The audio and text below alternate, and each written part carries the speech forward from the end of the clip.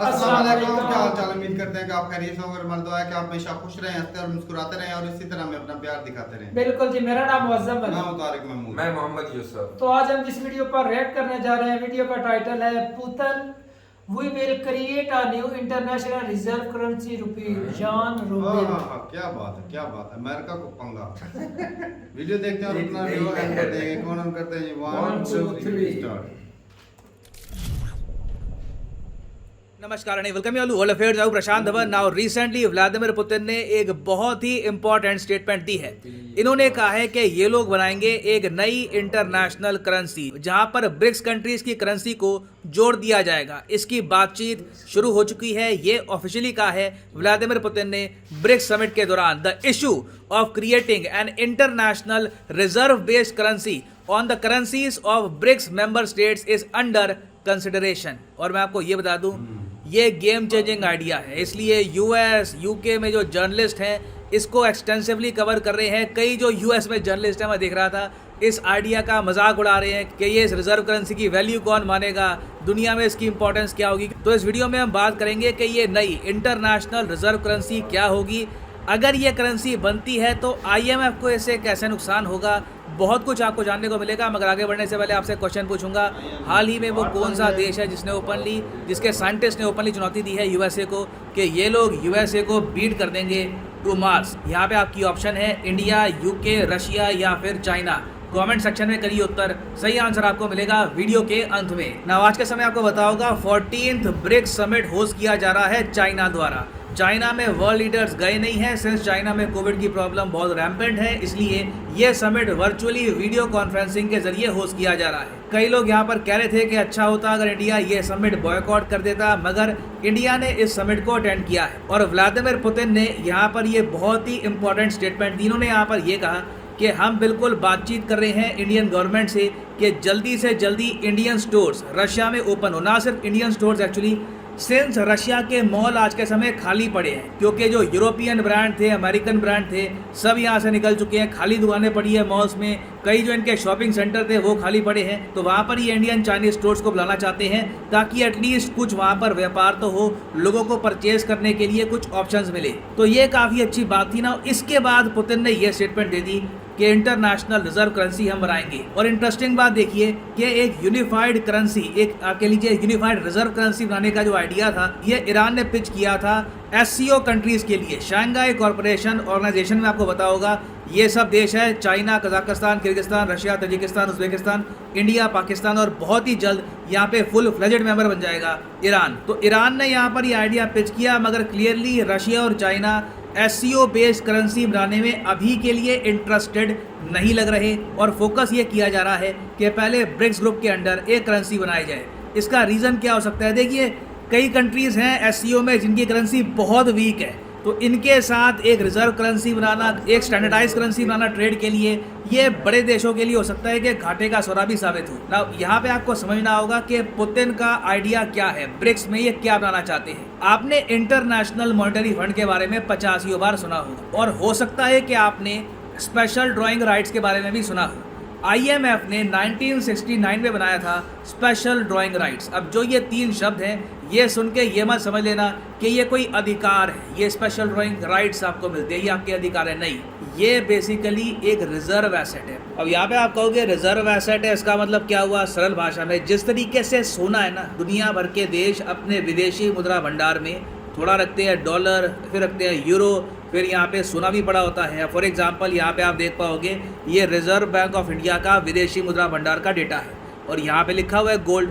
अब गोल्ड के नीचे एक और चीज़ लिखी हुई है, special drawing rights. Reserve bank of India भी आईएमएफ के एसडीआर अपने पास रखता है विदेशी मुद्रा भंडार में। अब यहाँ पे आप कहोगे वेट, गोल्ड का तो एक तय रेट होता है कि मतलब 10 ग्राम हो गया 50,000, 60,000 या जो भी आज का समय चल रहा है, तो स्पेशल ड्राइंग राइट्स का भी कुछ यहाँ पर रेट होता है, सिंस ये एक एसेट है।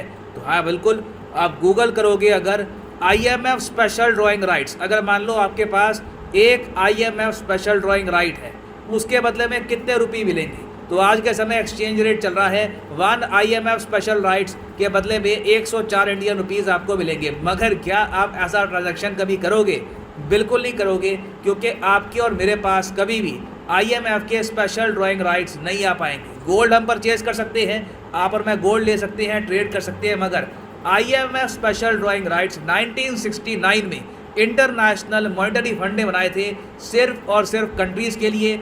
ये आप कह सकते हैं इससे IMF को भी फंडिंग मिलती है, IMF भी स्ट्रॉन्ग रहता है और कंट्रीज़ के पास भी गोल्ड, फॉरेन करेंसी, उन सब के अलावा अपने फॉरेन एक्सचेंज रिजर्व को स्ट्रॉन्ग करने का एक और जरिया मिलता है, स्पेशल ड्राइंग राइट्स। तो स्पेशल ड्राइंग राइट्स टेक्निकली कोई खुद करेंसी नहीं है, ये बस एक रिजर्व एसेट है जो दुनिया भर के कई देश अपने विदेशी मुद्रा भंडार में संभाल के रखते हैं। नाउ इंटरेस्टिंग बात देखिए, ये जो स्पेशल ड्राइंग राइट्स है ना, इसकी एक करेंसी बास्केट भी है जहाँ पर मेन करेंसीज ऐड करते हैं दुनिया की, जिनमें काफ़ी हाई लेवल पर इंटरनेशनल ट्रेड होता है। ये करेंसीज हैं चाइना का युआन, यूरोप का यूरो, जापान का येन, UK का पाउंड और USA का स्टर्लिंग।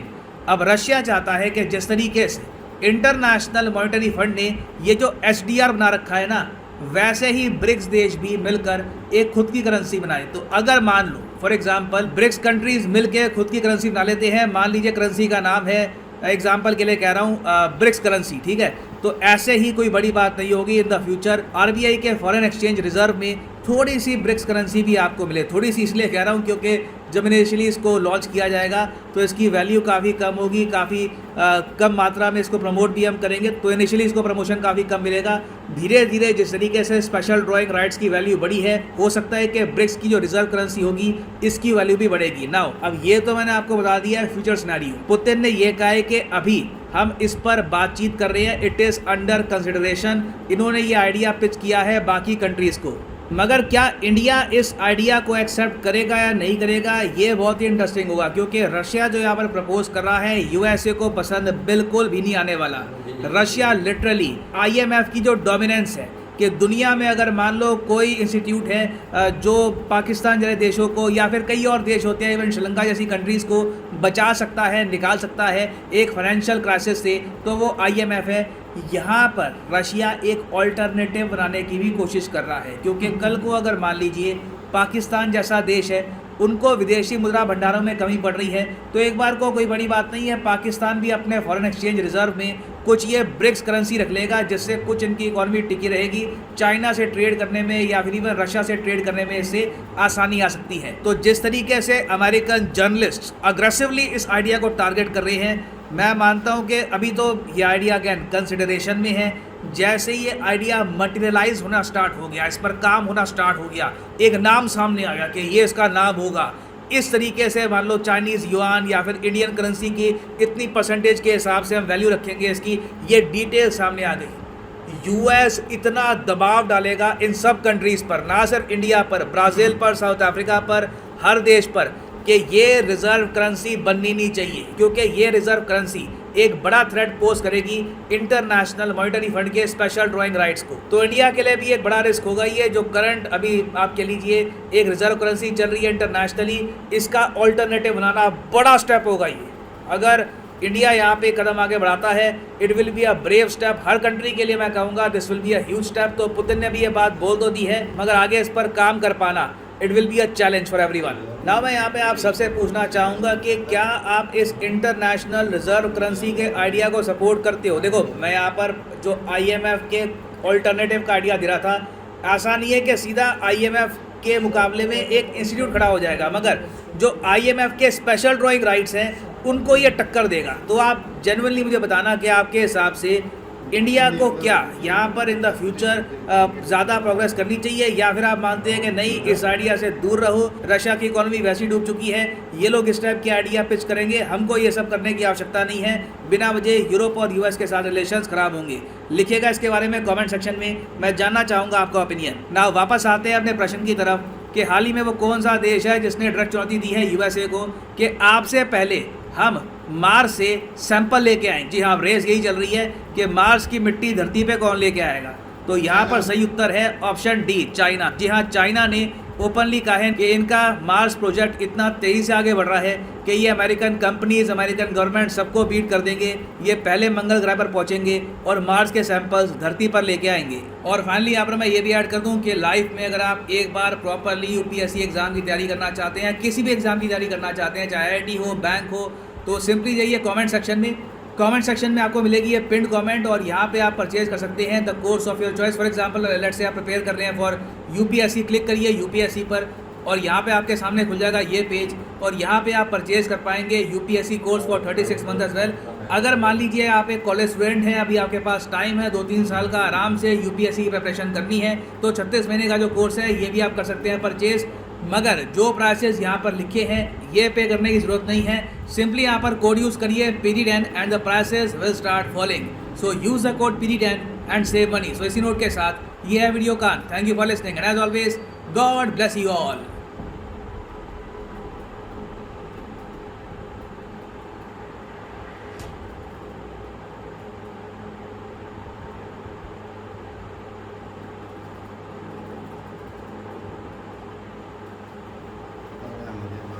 चलें जी, वीडियो ख़त्म हो गई और इंटरेस्टिंग थी वीडियो। और मैं तो कहता हूँ ये अगर ऐसा बन जाता है ना, ये जो 3-4 करेंसियाँ इकट्ठी कर रहे हैं तो इससे तो अमेरिका की वाट लग जाएगी। वाट इसलिए लग जाएगी कि जो डॉलर की मोनोपोली हुई है ना, इजारादारी, वो ख़त्म हो जाएगी। और मैं कहता हूँ इस खित्ते को इससे फ़ायदा है कि जो आपस में चीज़ें खरीदते फरोख्त करते हैं वो अपनी करेंसी में। भाई साहब वो ऐसा होने नहीं देगा ना, वो ऐसा रोक भी नहीं सकता। लेकिन जो है ना ये है कि इंडिया को इसमें नुकसान है। हर कोई तो इंडिया कर रहा है, वो एक बात है ना, रशिया अपना फायदा देख रहा है, चाइना अपना फायदा देख रहा है। इंडिया भी देखो रशिया के साथ ताल्लुकात अच्छे हैं, चाइना के साथ अच्छे नहीं बनते, तो इंडिया का फायदा भी है इसमें। लेकिन फिर भी देखो अमेरिका को छोड़ के इस ग्रुप में शामिल होना ये मतलब इनके ऊपर भरोसा भी नहीं ना किया जा सकता, बिल्कुल नहीं किया जा। अब रशिया जो अगर उसको चाइना और इंडिया में से एक चूज करना पड़े तो वो किसको चूज करेगा? चाइना को चूज करेगा। अब देख लो फिर कल को अगर कोई हालात खराब होते हैं, अमेरिका तो कहेगा कि जाओ उनकी साइड में, तुम उनके ग्रुप में हो। तो अच्छा, इंडिया इनसे बिगाड़ कर अमेरिका की तरफ चला जाए और कल को सुपर पावर की रेस में उभर आए तो फिर अमेरिका के साथ इसके लिए मेरा भाई, इसके लिए तो मौजूदा हालात में ऐसा नहीं है, लेकिन फिर अमेरिका इनके खिलाफ खिलाफत है, तो फिर ये इधर से भी जाएगा ना इंडिया। ये बात कहना क्या चाहते हो मेरा भाई? कहना क्या चाहते हो? कहना ये चाहते हैं कि जिधर भी जाएंगे इंडिया पूरा ही होगा भाई साहब। ये किसी पर भरोसा नहीं किया जा सकता। ये अगर एशिया के अंदर इंडिया रहेगा ना तो मजबूत। ये आप अगर देखनी है तो मिसाल पाकिस्तान है आपके पास, देख लो। मेरा तो मानना तारक भाई उधर IMF बने, इधर एक और बन जाए ताकि जो कमजोर कंट्री हमारे जैसे दोनों तरफ से फायदा उठाए, पैसे नहीं और करप्शन अगर करें। एक तरफ जाए तो वो शहबाज शरीफ अगर IMF के पास जाता तो उधर से नहीं मिलते तो कहेगा कि आप हमारे अजीम भाई हैं, आप एशिया में हमको सपोर्ट करें, तो वो इधर से सपोर्ट मिल सकता है। हमारा बिरादर मुल्क है। लेकिन ना ये जो रशिया अपने मफाद के लिए कर रहा है ना, असल में रशिया का ये जो मकसद है ना, रशिया और चाइना का मकसद है कि डॉलर की जो वैल्यू कम करने, बिल्कुल उसकी जो सुपर पावर है ना उसको खत्म करने के लिए। क्योंकि देख दुनिया में डॉलर चलता है तो डॉलर की वैल्यू।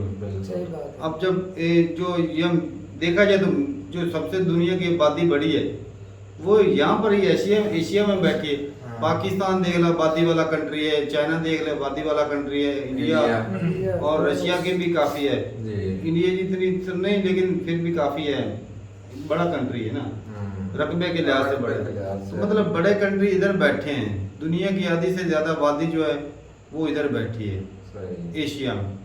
तो देख ले फिर साफ ज़ाहिर है मार्केट भी इधर ही बड़ी होगी।